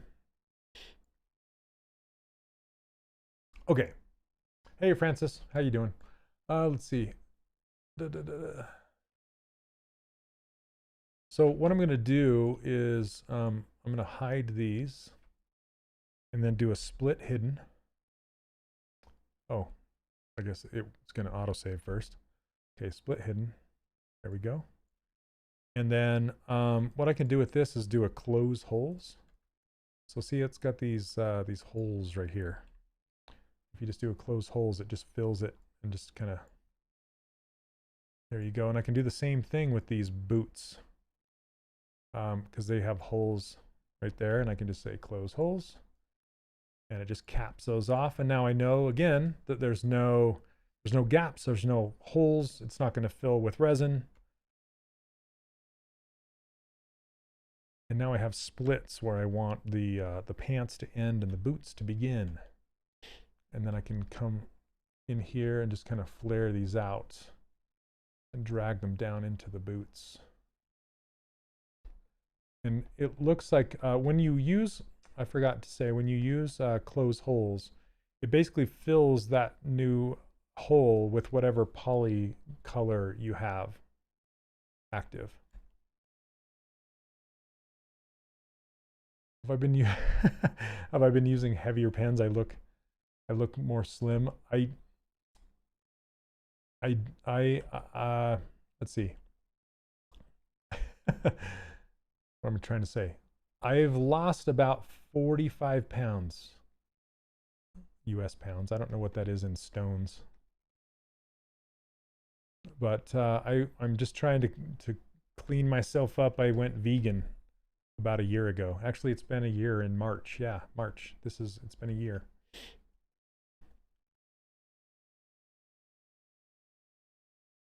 And I went vegan for the health reasons, not the I mean, I don't care either way about the rest stuff. I mean, it's nice not to harm animals and all that, but I'm not that guy, you know what I mean? I'm in it for the health reasons. But yeah, and I feel great, man. It's going well. I recommend it. Highly recommend it. Oh yeah, energy levels. I feel like I'm in my 20s again. I bought a mountain bike, and I've been mountain biking a lot because I live in Utah. There's a lot of mountain biking trails around here. Well, one of the most famous ones down in Moab, which is the Slick Rock Trail. I'd love to get down there eventually, but for now I just like to, take it easy and cruise around local trails and stuff. So thanks, Jimmy. Okay, so I'm gonna grab this, let's see, BST, well, maybe cloth. Let's try this cloth brush. I just wanna flare out the ends here and see what it looks like. Yeah, there you go. Just kind of flare these out. How did I choose the pose? I just kind of made it up. I wanted him to be like laid back, happy, kind of drunk. And the idea was to have him sitting on the edge of a desk. Yeah, don't get eaten by a mountain lion. There's a lot of mountain lions around here. There we go. Hey, Sina. Oh, goodness. Okay. So, yeah, I just kind of wanted him to lean back, and I felt like one of my other references, well, this reference I just showed, most of them have steins in their hand. Like this, I found this clip art one that's pretty cool. I like these bubbles in this stein. You know, he's just kind of holding it up. He's happy. Something like this. But I want him to be sitting down, leaning back, holding a stein. And then in this hand, I want him to be holding like a Gandalf pipe, like one with a really tiny little bowl with a really long stem on it. You know, like he's just having a good time. He's happy it's St. Patrick's Day, you know. Let's see here. Overton, what's going on, man? It has been a while. They're church warden pipes? I've never heard of that before. That's cool. Yep. Devil's lettuce, man.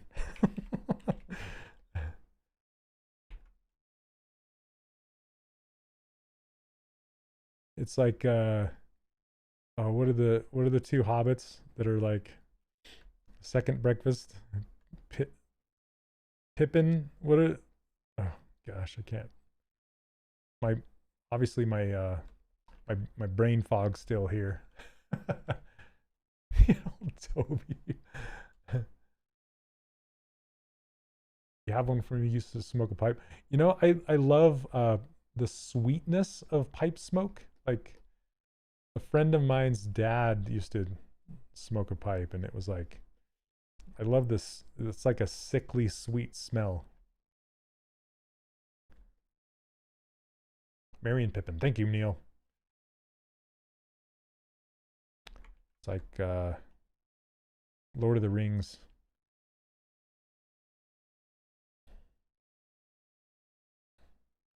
Marion Pippin.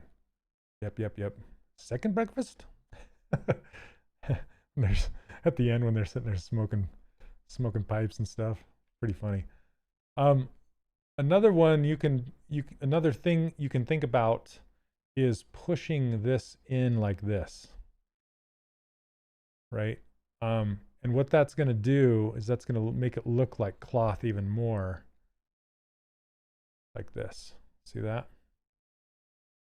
And then just kind of smooth it out. It makes it kind of look like a thick cloth, but it's still solid. There's no, you know, there's no holes or gaps that it's going to sit and collect into. Okay. Now, oops, wrong, opposite.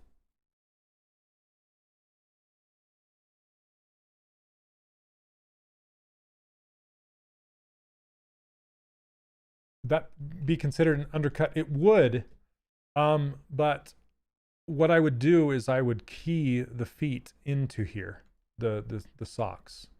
So I would key this into this leg, so here's the thing though, with 3D printing, undercuts are okay, because you're not going to be manufacturing them.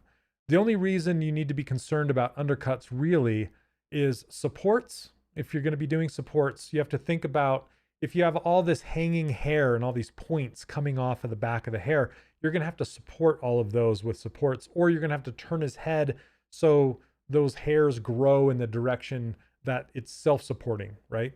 But if you're not needing it to pull out of a mold for mass production, then you don't need to worry about undercuts. If that makes sense. Who's on Clubhouse? I'm not on Clubhouse.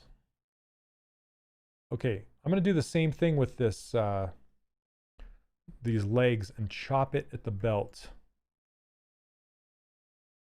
just so these pants can be a separate thing. Basically, whoops. Okay, B, slice curve, here we go. Slice it right through there.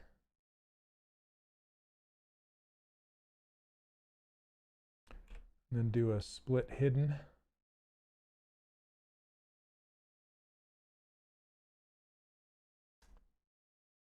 Hey, Semirandra, how's it going? Okay, and again, I can just close holes and it'll fill up this top here. Do the same with this shirt. Close holes.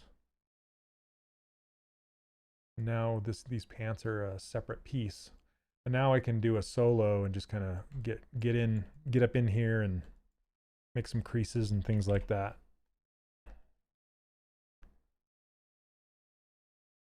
Oops. Sometimes the brushes don't work how I want them to work.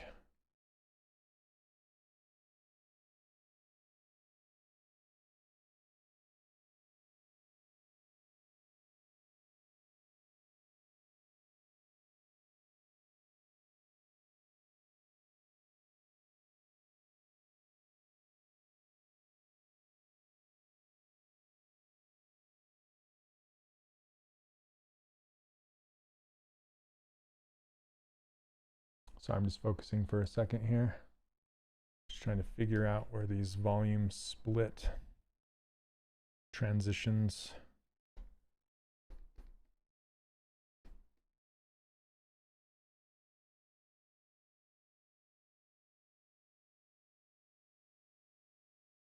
Overton, this is a Dynamesh workflow because I'm using this for a 3D print. This is with intention on 3D printing it, so I am using Dynamesh.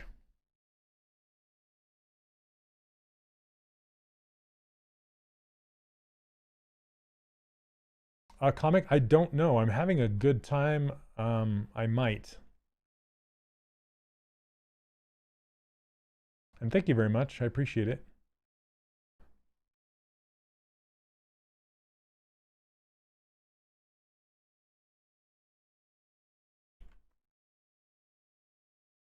Okay.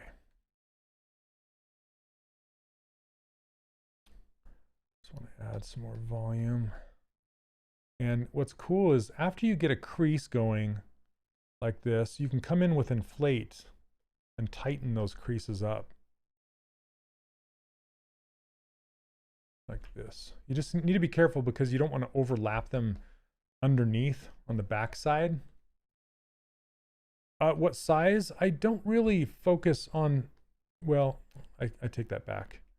I do focus on size, but not too much. I need to get some reference and see. This is looking really weird up in here.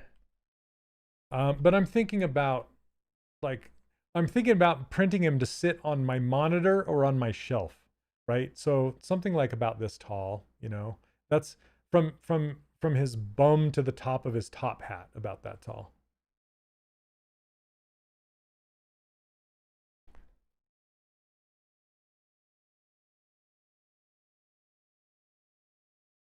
Okay, that's a little more believable.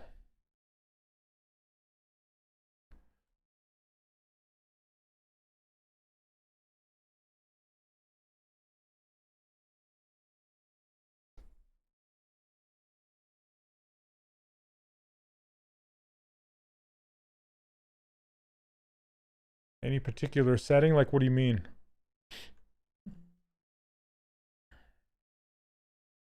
Like the thickness of the layers?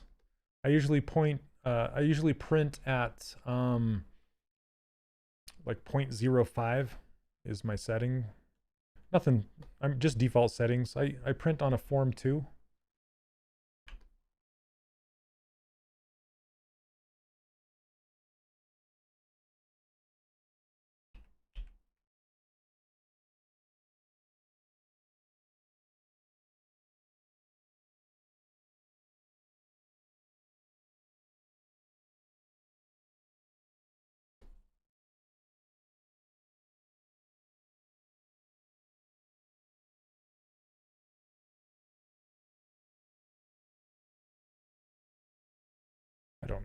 I'm always so not confident about my wrinkle placement. If this character became a very popular and there was a demand to print 100 of these, would you set up the model differently? I may, this leprechaun will not have glasses. I may key him differently. I would make him not have undercuts.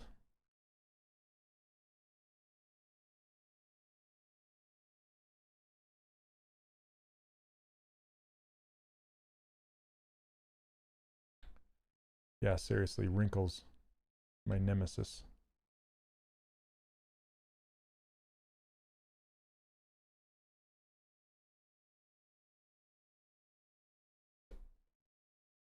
It's like I need just a class on just wrinkles, or like a study or something, just to build up my confidence in wrinkles.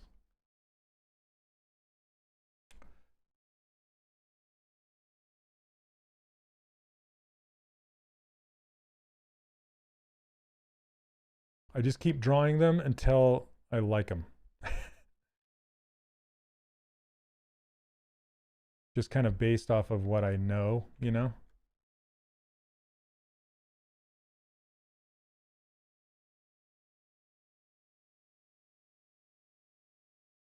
You know who does good wrinkles? Jimmy Levinsky. What's your secret, Jimmy?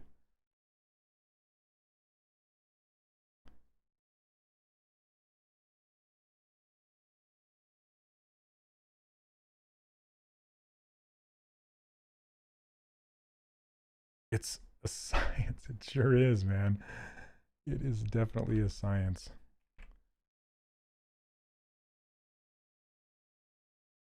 Okay, I don't like that one. Man, okay. I'm gonna have to come back to those. I like those two that I've done, but that's when, yeah, I need to figure it out. I need to get reference. Reference is king for these.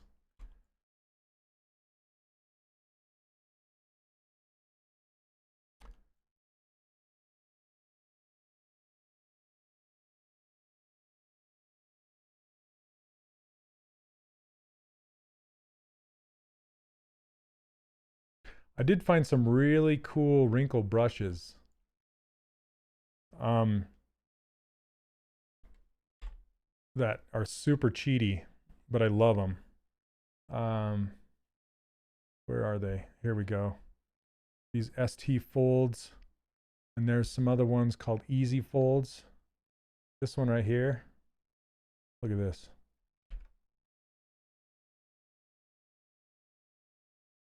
Yeah, you can just kind of draw it in here and just kind of turn it, and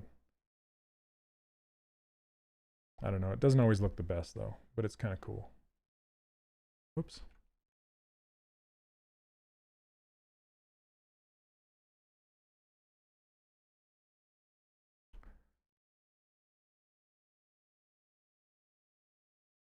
I always draw it backwards. Anyway, there's some really cool ones in like this ST folds one. This one has a whole bunch. Like this. Those work for long pants, like down near the knees and stuff, where it's colliding. It wouldn't really work so much for this, but for long pants where Levi's go and bang into like boots or shoes or something, this is a really cool brush for that. Or this kind of wrinkle like this.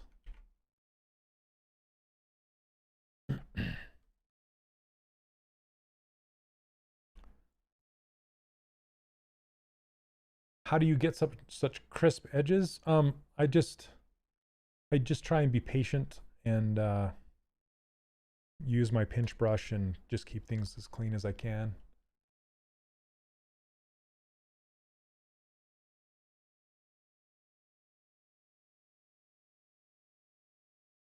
Yashvi, are you asking me what's the best character designer that I know?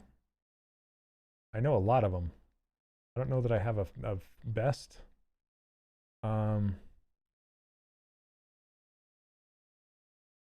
Like I love Josh Black's stuff. I love Johannes Helgeson, Luigi Lucarelli. Let's see. I like Mitch Leaway. There's so many. Shane Glines. Yep, Shane Glines and gosh, there's so many.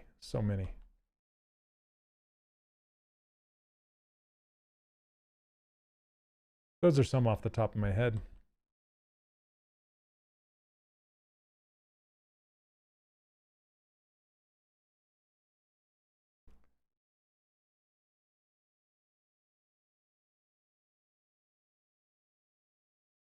Yeah, I'm gonna have to work these wrinkles. Work those wrinkles, Lucille. All right. Oh, it looks like we're past time. Okay. Well, I'm gonna wrap this up. Max Grecky's great. Okay, you guys. I am going to stop here, and we will continue next week. So we still have 2 more Mondays in March. I'm gonna do him as a full character. We'll work on his jacket, his vest. I'm liking this workflow, so I'm gonna keep going with it, and we'll see where we get. This will be fun. And I really want to, yeah, I'll probably print him out and then show him on stream what he looks like after he's been printed. So, and as always, if you like this user interface, you like my brushes, feel free to grab them at 3dcharacterworkshop.com. You can scroll about halfway down the page and they're there. And if you are interested in learning more about making stylized 3D characters, you can also check out my online workshop. It's called the 3D Character Workshop. It's right on the front page there. And feel free to check it out and join us. So thank you everyone for hanging out with me today. I really appreciate it. Have a wonderful rest of your week, and we will catch you next Monday. All right. Cheers, everybody. Take care. We'll see you. Bye. Thank you. One more. Thank you, Neil. Thanks for stopping by, Jim.